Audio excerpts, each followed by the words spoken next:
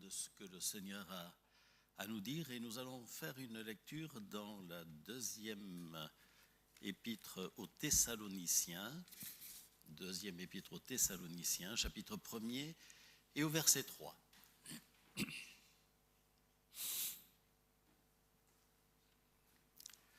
Nous devons à votre sujet, frères, rendre continuellement grâce à Dieu comme cela est juste, parce que votre foi fait de grands progrès et que la charité de chacun de vous tous à l'égard des autres augmente de plus en plus.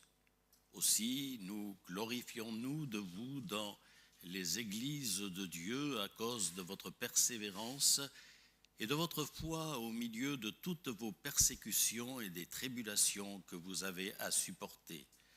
C'est une preuve du juste jugement de Dieu pour que vous soyez jugés dignes du royaume de Dieu pour lequel vous souffrez. Car il est de la justice de Dieu de rendre l'affliction à ceux qui vous affligent et de vous donner, à vous qui êtes affligés, du repos avec nous, lorsque le Seigneur Jésus apparaîtra du ciel avec les anges de sa puissance au milieu d'une flamme de feu pour punir ceux qui ne connaissent pas Dieu et ceux qui n'obéissent pas à l'évangile de notre Seigneur Jésus. Amen. Voilà, ce matin, je voudrais partager avec vous sur le sujet « Comment vivons-nous la souffrance ?» Il est là parlé par Paul, donc aux Thessaloniciens, de la persécution, des tribulations que l'on a à supporter.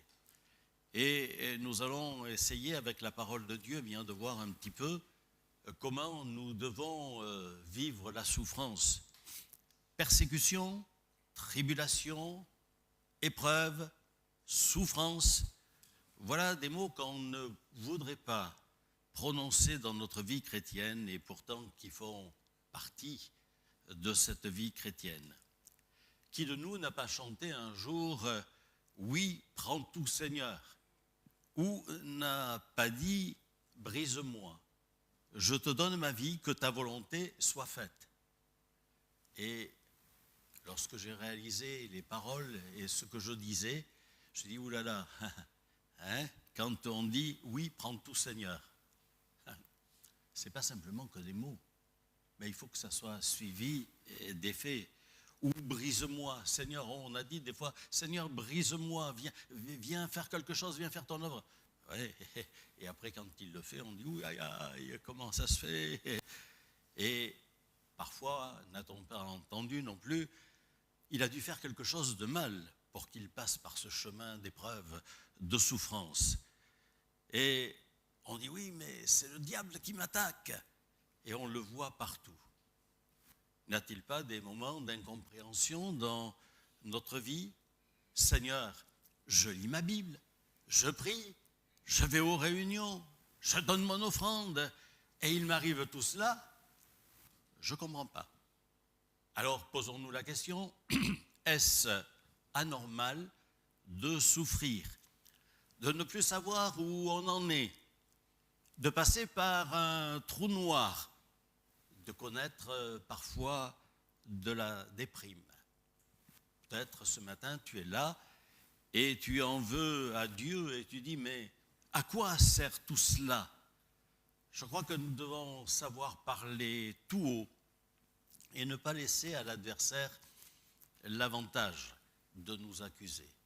Parce que l'adversaire c'est l'accusateur des frères. Et son désir et sa façon de faire, c'est de nous accabler. Mais ne restons pas dans un état de rébellion. Il y a des moments où on ne sait plus trop où on est, où on habite. Dans Ésaïe, chapitre 40 et au verset 27, Ésaïe dit « Pourquoi dis-tu Jacob? Pourquoi dis-tu Israël? Ma destinée est cachée devant l'Éternel.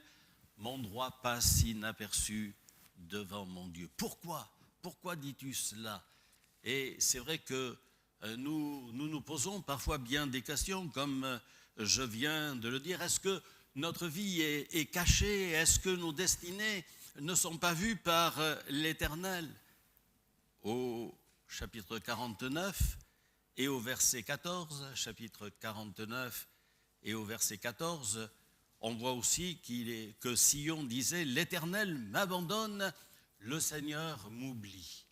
Et on a parfois pensé à cela, et on s'est retranché derrière ces choses. Mais au verset 15, il est dit « Une femme oublie-t-elle l'enfant qu'elle allait? N'a-t-elle pas pitié du fruit de ses entrailles quand elle l'oublierait? Moi, je ne t'oublierai point. » Alléluia. Et ce matin, j'aimerais vous dire que le Seigneur ne vous oublie pas. Le Seigneur est au contrôle. Le Seigneur est là et il peut agir et il peut bénir ce matin. Oui, dans le livre des Lamentations, Jérémie peut dire au chapitre 3 et au verset 31, chapitre 3 et verset 31, « Car le Seigneur ne rejette pas toujours, mais lorsqu'il afflige, il a compassion selon sa grande miséricorde, car ce n'est pas volontiers qu'il humilie et qu'il afflige les enfants des hommes. » Et un peu plus bas, au verset 37, qui dira qu'une chose arrive sans que le Seigneur l'ait ordonnée, n'est-ce pas de la volonté du Très-Haut que viennent les maux et les biens? Pourquoi l'homme vivant se plaindrait-il? Que chacun se plaigne de ses propres péchés. Le Seigneur ne nous rejette pas. Et je crois que ce que nous pouvons voir là, eh bien, c'est l'œuvre de Dieu dans nos cœurs et dans nos vies qui permet, qui autorise, je dirais, qu'il y ait certaines choses qui se passent, que nous passions par certains chemins. Parce que c'est vrai, Jérémie disait, quand je pense, au verset 19, quand je pense à ma détresse et à ma misère, mon âme est abattue au-dedans de moi. Et c'est vrai que parfois nous passons par des temps d'abattement, nous passons parfois par des temps de difficultés, par des temps d'épreuves, mais je crois que nous avons besoin de savoir qui dira qu'une chose arrive sans que le Seigneur l'ait ordonnée. Cela nous montre que Dieu est aux commandes. Cela nous montre que rien n'échappe à Dieu, mais il nous est dit, n'est-ce pas, de la volonté du Très-Haut que viennent les maux et les biens. Et pourquoi l'homme se plaindrait-il? Que chacun se plaigne de ses péchés. Oui, Dieu, je le répète, est aux commandes. Dieu est là et il veut bénir et il veut agir. Alors, pourquoi, me diriez-vous, pourquoi cette affliction? Pourquoi? Parce que passer par de tels moments, je crois qu'on trouve la réponse dans le chapitre 33 d'Ézéchiel et au verset 11, où il nous est dit « Ce que je désire, ce n'est pas que le méchant meure, mais c'est qu'il change de conduite et qu'il vive. Revenez de votre mauvaise voie. » L'affliction vient parfois permise par Dieu parce que nous sommes dans des chemins que nous avons laissé, le chemin droit, celui qui mène à la vie éternelle, pour nous égarer parfois, où nous avons été batifolés dans des prairies de côté et d'autre. Et le Seigneur permet que certaines choses se passent dans nos vies pour que nous puissions revenir à lui. Revenez de votre mauvaise voie. Et c'est vrai que nous avons, enfin personnellement, je l'ai déjà réalisé, que des fois j'ai dit oui, tu n'es plus tellement dans la pensée de ce que Dieu veut pour toi. C'est pas là qu'il te veut, mais c'est avec lui. Et Hébreux 12:10 nous dit, Dieu nous châtie pour notre bien, afin que nous participions à sa sainteté. Gloire au Seigneur. Et cela a pour production un fruit paisible de justice. Qui est Dieu? Et je crois qu'il est bon de pouvoir se rappeler, et j'aime bien lire le livre du prophète Ésaïe, parce que dans ce livre du prophète Ésaïe, il y a plusieurs versets que je vais citer, que nous allons lire et qui nous font du bien, parce qu'ils nous montrent qui est le Seigneur en réalité. Nous oublions peut-être parfois sa grandeur, sa puissance, sa seigneurie, et qui il est exactement. Alors lisez avec moi dans Ésaïe 42, 8, où il est dit « Je suis l'Éternel, c'est là mon nom, et je ne donnerai pas ma gloire à un autre. » Au chapitre 44 et au verset 6, chapitre 44, verset 6, « Ainsi parle l'Éternel, roi d'Israël et son Rédempteur, l'Éternel des armées. Je suis le premier et je suis le dernier, et hors moi, il n'y a point de Dieu. » Pas question d'aller chercher ailleurs, mais restons bien établis sur celui qui est le Seigneur, celui qui est Dieu. Au verset 8 de ce même chapitre, il est dit « N'ayez pas peur, ne tremblez pas, ne t'ai-je pas dès longtemps annoncé et déclaré, vous êtes mes témoins. » Oui, nous sommes les témoins du Seigneur. Y a-t-il un autre Dieu que moi?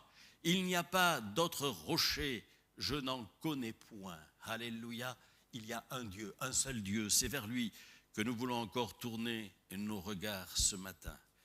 Et puis, un peu plus loin, dans le verset 24, « Ainsi parle l'Éternel, ton Rédempteur, celui qui t'a formé dès ta naissance. Moi, l'Éternel, j'ai fait toutes choses. » Oui, c'est notre Créateur. Ne l'oublions pas. C'est lui qui nous a créés et qui nous conduit, qui nous dirige. Verset 26,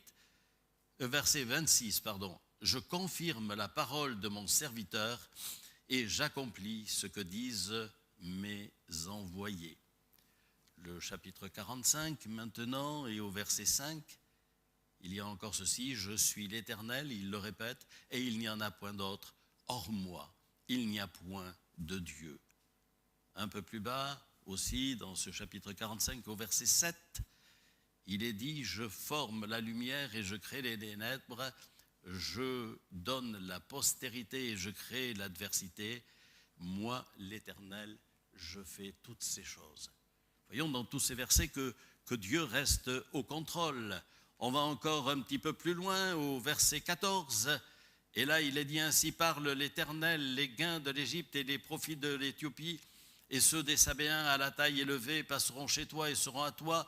Ces peuples marcheront à ta suite, ils passeront enchaînés, ils se prosterneront devant toi et te diront en suppliant, c'est auprès de toi seulement que se trouve Dieu, et il n'y en a point d'autre que lui. » Alléluia, il y a là un témoignage qui est rendu de ce qu'est le Seigneur. Et puis au verset 21, à la fin du verset, il est dit « Il n'y a point d'autre Dieu que moi, je suis le seul Dieu juste et qui sauve. » Oui, nous avons un Dieu qui est grand, un Dieu qui est puissant, un Dieu, comme je l'ai dit tout à l'heure, qui contrôle toutes les situations, un Dieu qui marche avec nous et qui veut nous conduire et nous diriger dans la mesure où nous allons le laisser faire. Chapitre 43, toujours d'Ésaïe, et au verset 1er, nous lisons « Ainsi parle maintenant l'Éternel qui t'a créé, ô Jacob, celui qui t'a formé, ô Israël, ne crains rien, car je te rachète. Je t'appelle par ton nom, tu es à moi. Si tu traverses les eaux, je serai avec toi, et les fleuves ne te submergeront point. Si tu marches dans le feu, tu ne te brûleras pas, et la flamme ne t'embrasera pas. Car je suis l'Éternel ton Dieu, le Saint d'Israël, ton Sauveur. Je donne l'Égypte pour ta rançon, l'Éthiopie et Saba à ta place, parce que tu as du prix à mes yeux. » Amen. Et au verset 5, « Ne crains rien, car je suis avec toi. » Oui, voilà quelques versets qui nous parlent de la toute-puissance de Dieu, qui nous dit que nous devons toujours ramener toutes choses vers lui, et que c'est lui qui est aux commandes, je le répète, et qui est maître de toutes choses. Alors, ne craignons pas les temps par lesquels nous passons, la tribulation, de l'angoisse, Ne craignons pas ces choses qui sont là, mais sachons qu'il y a quelqu'un qui est là et qui n'est pas dépassé par les événements, mais quelqu'un qui sait et qui nous suit pas à pas. Le grand maître, bien, c'est Dieu, et nous l'oublions trop souvent. Alors, nous allons voir là quelques pensées de ce qu'est Dieu. Au chapitre 50 de la Genèse et au verset 20, c'est Joseph qui parle et qui dit ceci: « Vous aviez médité de me faire du mal, Dieu l'a changé en bien. » Et nous allons revenir un petit peu sur la personne de Joseph et puis tout ce qu'il a pu connaître, qu'il a pu subir. On va y revenir tout à l'heure. Mais d'abord au psaume 33 et au verset 9, le psalmiste nous dit encore en parlant de Dieu, car il dit et la chose arrive. Il ordonne et elle existe. Amen. Dieu est le Créateur. Il dit et la chose arrive. Et la parole de Dieu, celle qu'il a dite, eh bien elle est arrivée. Et nous la voyons encore s'accomplir, nous qui sommes arrivés au temps où nous sommes, de ce qui a été écrit par des prophéties, de ce qui a été donné à des hommes de Dieu pour nous qui sommes arrivés là, et tout s'accomplit à la lettre, que Dieu soit béni. Il dit, et la chose arrive. Lorsque Dieu a ordonné certaines choses, eh bien, elles ont existé. Amos, lui, en parlant de cela, dit au chapitre 3, verset 6, « Arrivera-t-il un malheur dans une ville sans que l'Éternel en soit l'auteur ?» Il est là et il peut tout faire, il peut tout accomplir. Et même dans le cas où il y arriverait un malheur sur une ville, eh bien c'est lui encore qui gère les choses et qui les accomplit à son nom, et soit toute la gloire. Le Seigneur ne fait rien sans aviser, sans avertir ses envoyés. Et c'est vrai qu'il révèle son secret, il avertit. Et il nous a avertis, à nous qui sommes là encore ce matin, de comment les choses vont se passer, comment elles vont se faire, les persécutions, les tribulations par lesquelles peut-être nous allons passer dans les jours à venir. Nous ne savons, mais ce que Dieu veut, c'est que nous ne soyons pas dans l'incertitude, c'est que nous ne soyons pas de ceux qui ne connaissent pas les choses, mais qui puissent les voir se réaliser. Job, lorsque sa femme un jour lui a dit « Mais maudit Dieu et meurs », il lui a répondu « Nous recevrons de Dieu le bien et nous ne recevrions pas aussi le mal ». Oui, Dieu est capable de faire l'un et l'autre, et Job savait bien ces choses et il est resté fidèle envers son Dieu. Jésus a dit à Pilate, dans Jean chapitre 19, verset 11, « Tu n'aurais sur moi aucun pouvoir s'il ne t'avait été donné d'en haut. » Nous sommes dans les mains du Seigneur et tout ce qui est là, eh bien, Dieu nous voit et nous protège. Il permet, je le disais, certaines choses pour que peut-être nous puissions aller de l'avant. Tu n'aurais sur moi aucun pouvoir. Et parfois on croit que bien, l'adversaire pourra avoir un certain pouvoir sur nous, mais non, mes frères et sœurs, il n'a aucun pouvoir, mais c'est lui et qui est le maître de toute situation. Gloire à son saint nom. Dans le psaume 115 et au verset 2,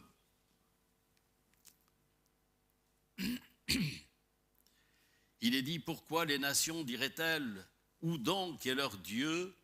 Notre Dieu est au ciel, il fait tout ce qu'il veut. » Et dans la même pensée, Ésaïe 14, 24 dit « Oui, ce que j'ai décidé arrivera, ce que j'ai résolu s'accomplira. » Notre position à nous, elle est de rester et d'être dans les voies du Seigneur. Nous devons rester fidèles, attachés à sa parole. 2 Corinthiens, chapitre 6 et au verset 1.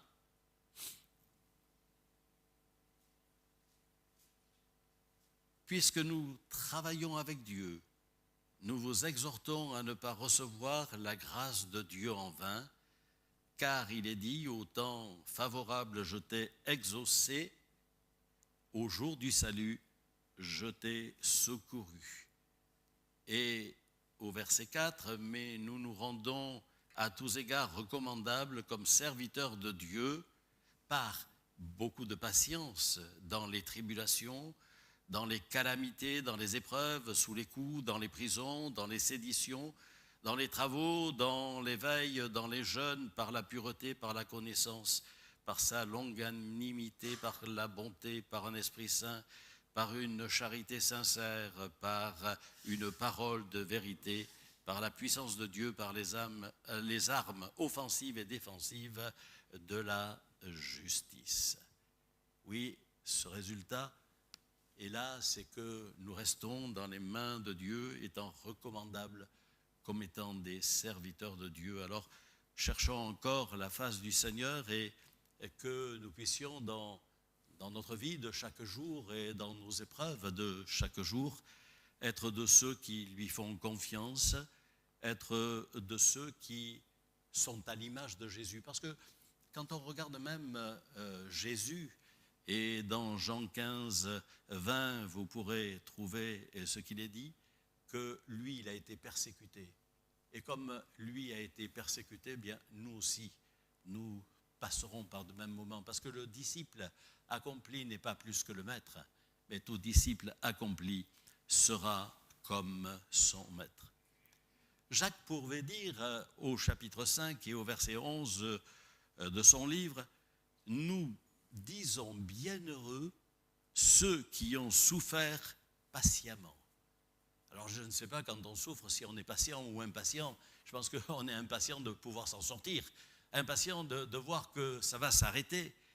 Mais il dit, nous disons bienheureux ceux qui ont souffert patiemment, c'est-à-dire ceux qui restent établis, qui ne vont pas broncher, qui ne vont pas paniquer, je pense, mais qui vont rester établis sur le Seigneur. Paul disait aux Romains, chapitre 8, verset 18, « Les souffrances du temps présent ne seront rien comparées à la gloire à venir qui sera révélée pour nous. » Oui, gloire au nom du Seigneur, parce que eh bien, les souffrances du temps présent, elles ne sont rien comparées à la gloire à venir. Dans 1 Pierre, je vous fais travailler, je vous fais tourner les pages, plutôt vous regardez. 1 Pierre, chapitre 2, et au verset 20, «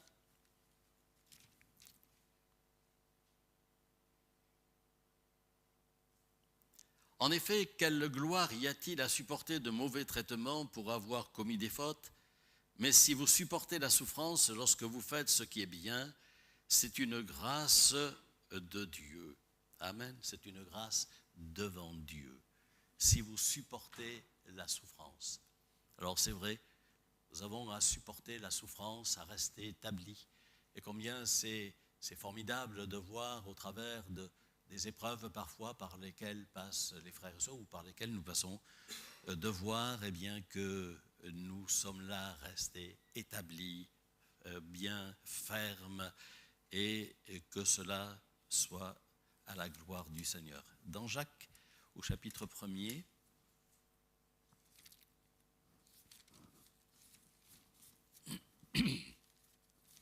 Jacques,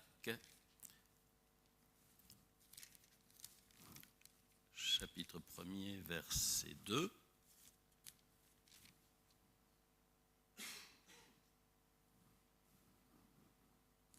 Non, chapitre 1er, verset 2, oui, pardon.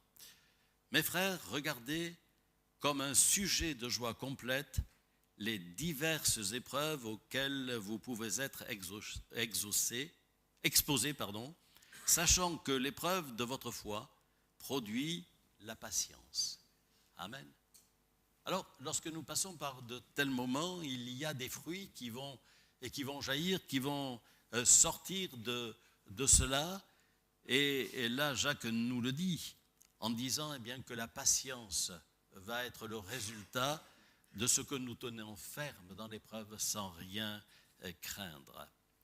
Dieu a un plan pour chacun. Il a un plan pour vous, il a un plan pour moi.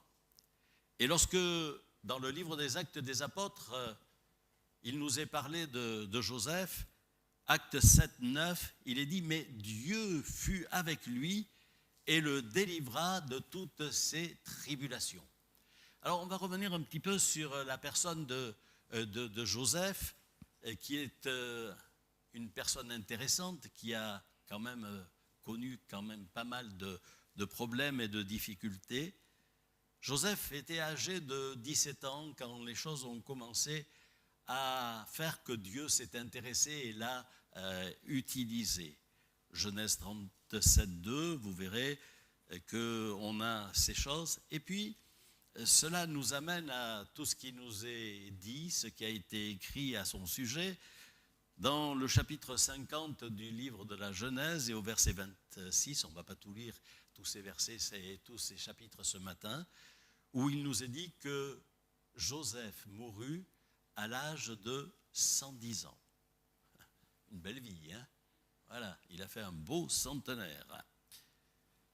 Alors, la question que peut-être on pourrait se poser ce matin, et on va revenir un peu sur Joseph après, mais c'est où en sommes-nous sur notre route par rapport à nos épreuves, par rapport à comment nous vivons nos épreuves, parce que nous sommes chrétiens, parce que nous avons confessé le Seigneur, parce que nous sommes engagés. Bien, cela a créé parfois des tribulations et des angoisses. Et ça a créé une certaine vie. Où en sommes-nous ce matin? Alors, j'aimerais vous encourager, si quelqu'un était accablé peut-être par toutes ces choses dont nous avons parlé, que nous avons partagées jusque-là, j'aimerais vous encourager à aller de l'avant. On peut parfois rester là, assis sur le bord du chemin. On peut parfois être là, découragé. On dit, j'en peux plus, j'arrête, je ne veux plus aller de l'avant. Mais ce matin, j'aimerais vous encourager à aller de l'avant et surtout à lever les yeux vers le ciel, à ne pas regarder vers la terre simplement, mais à lever les yeux vers le ciel, à vous remémorer, à reprendre tous ces textes que nous avons lus dans Ésaïe et bien d'autres encore, qui vont vous montrer qui est Dieu, ce qu'il est, comment il fait, comment il agit, ce qu'il a permis, à quoi cela a servi, quel a été le résultat de toutes ces choses qui ont été vécues par des hommes et des femmes dont il est dit qu'ils étaient de la même nature que nous. Nous ne sommes pas plus, pas moins qu'eux. Et nous sommes comme eux. Nous avons des façons de réagir qui sont comme eux et nous avons des exemples. Et il est dit, ces choses vous sont données en exemple afin que vous ne tombiez pas dans les mêmes travers. Oui, j'aimerais ce matin qu'on puisse prier pour vous. Vous qui peut-être passez par un temps difficile, par un temps de persécution, par un temps de ballottage où on n'est plus très sûr et où on dit ça ne vaut pas le coup que je continue à marcher. Mais puissions-nous ce matin dire oui, c'est vrai, je me suis laissé avoir, je suis fatigué, je suis là, mais le Seigneur va me relever et le Seigneur va nous bénir. Alors oui, on va prier tout à l'heure pour cela. Mais plusieurs fois dans la parole de Dieu, ce qui est formidable, c'est que nous savons que nous ne sommes pas seuls. Et quand on lit le livre de Josué, tout à fait au début du livre de Josué, et Josué va prendre la suite de Moïse, ce n'était pas une mince affaire que de prendre la suite du peuple de Dieu. Mais Josué 1,9 dira « Je serai avec toi comme j'ai été avec Moïse ». Et plusieurs fois, il lui répétera « Mais je serai avec toi, oui, je t'accompagnerai, je te bénirai ». Quand on lit le psaume 23 au verset 4, il est dit « Car tu es avec moi, ta houlette et ton bâton me rassurent ». Combien c'est formidable de savoir eh bien, que le Seigneur est avec nous et qu'il ne nous abandonne pas. Vous pourrez retourner dans la vie de Joseph. Vous pourrez relire la parole de Dieu, ce qu'elle nous dit à son sujet, et vous verrez qu'il est passé par certains moments difficiles, puisque bien ses frères l'ont pris en grippe, ils l'ont vendu à certains marchands madianites qui passaient par là. Il est arrivé en Égypte et là il a été emprisonné. Ensuite, il a eu des problèmes avec la femme de Pharaon. Il a été mis en prison. Il a été aussi celui qui a pu expliquer des songes. Et ainsi donc, eh bien, il est tant bien que mal arrivé à ce que Dieu voulait pour lui. Parce qu'au travers de tout ce périple, au travers de tout ce qu'il a vécu, Dieu ne l'a jamais abandonné. Vous aviez décidé de me faire du mal, mais Dieu était avec moi. Oh, que Dieu soit béni, parce que, mes frères et sœurs, Dieu est avec nous. Dieu veut nous bénir. Dieu veut se manifester avec une force et avec une puissance qui nous permettra eh bien, de marcher fidèlement avec lui chaque jour dans ses voies, dans ses sentiers. Et qu'est-ce qu'on peut dire comme résultat, disons, de ces moments par lesquels nous sommes passés, sur lesquels nous avons survolé? Eh bien, nous revenons à notre texte de base dans l'Épître aux Thessaloniciens, au verset 1er, chapitre 1er, 2 Thessaloniciens, et au verset 3, où Paul dit à ces Thessaloniciens: nous devons rendre continuellement grâce à Dieu comme cela est juste, parce que votre foi a fait de grands progrès. Alléluia. Que cela puisse être pour nous également. Que notre foi, au travers de toute cette vie par laquelle nous passons, nous amène à réaliser que nous avons fait des progrès et que cela nous a amenés à faire des progrès. Et au verset 4, à cause de votre persévérance et de votre foi, au milieu de toutes vos persécutions et des tribulations que vous avez à supporter. Et je crois que nous sommes des témoins du Seigneur. Et au travers de cela, eh bien, nos frères, nos sœurs, mais également ceux du dehors, eh bien, sauront que nous sommes à Dieu, que nous avons un Dieu qui est véritable. Et que si même parfois il nous voit ébranlés par des persécutions, par des tribulations de quelque ordre que ce soit, eh bien, nous soyons toujours de ceux qui terminent en vainqueurs. Et tous ceux qui vont vers le haut, qui s'élèvent vers le haut, l'épreuve de votre foi. Et cette foi, eh bien, va se manifester. Cette foi, elle va grandir. Cette foi, elle va être là, notre partage. Et que le Seigneur vous bénisse ce matin. Je crois que quelques paroles qui ont été dites tout simplement ce matin, partagées tout simplement, eh bien, sont là pour vous encourager, un ou plusieurs. Mais elles sont là pour vous encourager et pour vous dire que allez de l'avant, continuez à servir le Seigneur, bénissez-le, célébrez-le et confessez le nom de Jésus. Et n'hésitez pas à parfois demander l'aide. Des fois on reste tout seul dans son coin, on reste replié, reclus. Et l'adversaire est content, il dit tiens, il est tout seul dans son coin, je vais pouvoir aller le chatouiller, je vais pouvoir aller l'ennuyer un petit peu. Mais non, mais restons peut-être en partageant avec le serviteur de Dieu ou avec un frère ou avec une sœur en disant priez avec moi parce que eh bien, je voudrais prendre la victoire sur mes soucis, sur mes tracas. Amen. Que le Seigneur vous bénisse ce matin et qu'il vous aide, mes frères et sœurs, à aller de l'avant dans ce domaine de la persécution, dans le domaine de la patience que nous devons avoir pour aller de l'avant. Parce que, comme nous l'avons vu encore à la réunion mercredi, on a vu un petit peu ce que certains passent au travers de leur foi dans certains pays. Merci Seigneur, nous sommes libres, nous sommes ce matin pas inquiétés par qui que ce soit pour célébrer notre Dieu, mais il y en a qui souffrent à cause de leur foi et qui passent par des tribulations, par des angoisses. Et nous croyons que nous pouvons aussi prier pour eux afin que le Seigneur les bénisse et que le Seigneur se glorifie. Peut-être ce matin, quelqu'un a été interpellé par ces quelques paroles et vous dites, ah oui, j'aimerais bien qu'on prie pour moi. Alors, je vous invite, alors que nous fermons les yeux, Alors que nous sommes recueillis, je vous invite tout simplement à vous lever à votre place et nous allons ensemble invoquer le nom du Seigneur pour qu'il pose sa main sur vous, pour que le Saint-Esprit ce matin passe dans vos vies, que le Saint-Esprit passe en vous et vous bénisse abondamment. N'ayez aucune crainte, on ne vous regarde pas, mais levez-vous à votre place et on va ensemble invoquer le nom du Seigneur. Seigneur, je te remercie et je te rends grâce. Tu vois ceux qui ce matin réclament ton secours, ceux qui passent par l'épreuve, par la difficulté. Ô Seigneur, étends tes mains et glorifie-toi s'il te plaît. Tu nous bénis et nous sommes ensemble les uns et les autres. Nous faisons partie du même troupeau.